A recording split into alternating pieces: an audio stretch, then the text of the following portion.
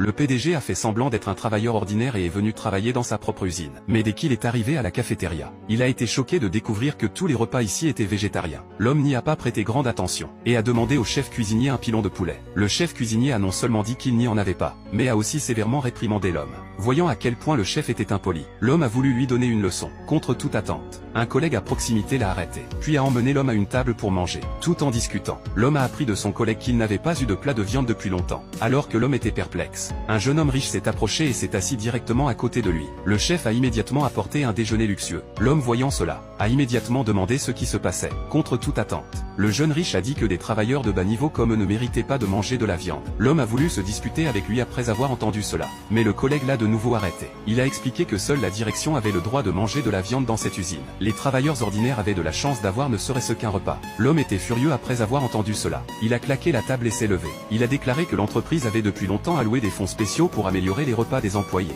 Alors pourquoi seuls les dirigeants avaient-ils le droit de manger de la viande? Qui a établi cette règle? Le jeune riche a répondu avec assurance, disant qu'il avait lui-même établi la règle. Après tout, les supérieurs ne pouvaient pas contrôler ce qui se passait ici. Ici c'était lui le patron. Il s'est avéré que le jeune riche était le fils du directeur de l'usine. Il a utilisé son statut pour intimider les travailleurs. Et pour punir l'homme, il lui a dit de s'agenouiller et de s'excuser. S'il le faisait, le jeune lui donnerait un pilon en récompense. Mais contre toute attente, l'homme n'a pas cédé. Le jeune riche, se sentant embarrassé, a passé sa colère sur les autres travailleurs pour intimider l'homme.